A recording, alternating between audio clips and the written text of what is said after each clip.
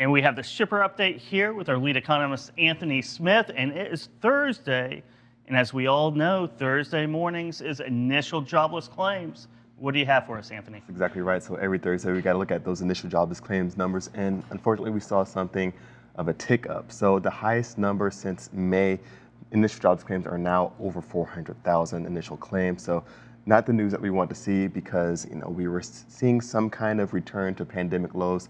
Last week, we saw a downward movement to, I think it was 350,000. So we saw an increase of over 50,000 initial jobs claims in the most recent report, showing that we're not going to be hitting consistent pandemic lows week after week, of course, but it's a little bit discouraging.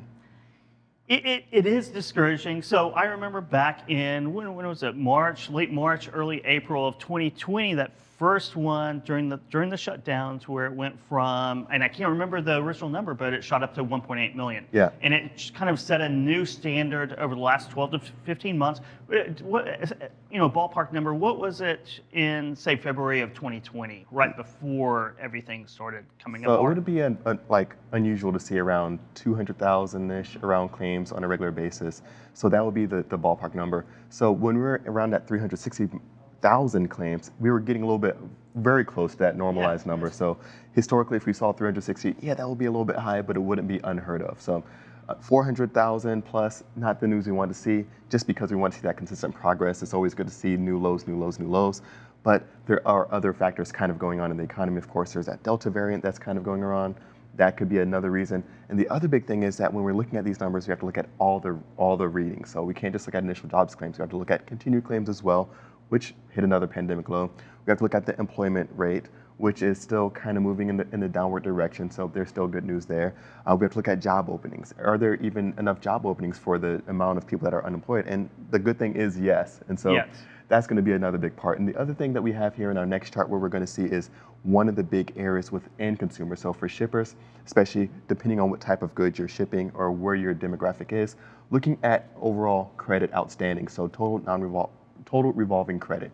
And so this is going to be things like credit cards, things that kind of pop back up and it's not going to be finished after the duration of the loan is paid off. We'll look at that a little bit next here. But we see that the current levels are at the lowest level since 2017. So consumers aren't overextended. There are a lot of job openings right now. So even though we did see an uptick in the most recent initial jobs claims, there is still good news. There's still steady foundation. Savings rate is still very high. You're exactly right. I mean, I didn't realize that revolving credit had dropped so much here. And that is a very encouraging sign.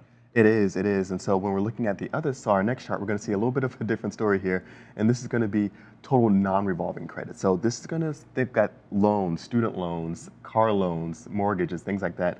As you can see, that's starting to take up on a year-over-year basis. So a lot of student loans starting to kick back on for a lot of individuals. And we're looking at car loans. We see a spike up, an increase, so to speak, for a lot of used cars because of the semiconductor shortage. So a lot more people are taking on those. We're seeing a huge uptick, of course, in housing prices. That's a huge headline item. And we're seeing a lot of increase on that end as well. So what we're seeing right now is consumers are in a good place. Yes, some are going to be a little bit potentially overextended, as we see for those non-revolving credit rates. But when we're looking at revolving credit, savings rate, they're still in very good standing right now. Inflationary pressures are going to be, of course, a thing to watch as we move forward throughout the year, especially to the latter half, to see what kind of stamina consumers have. So these two charts is telling me that consumers are spending less or running up debt, at least less on consumer staples and consumer items and more on asset-based big ticket loans, big ticket items, long-term loans. Exactly. But overall, still in a good place. Unfortunately, we saw that tick up in those initial jobs claims. And next, I think we have another shipper update. We can jump into what states, because it's a very much state-by-state basis as well, are going to have the higher jobless or unemployment rates in comparison.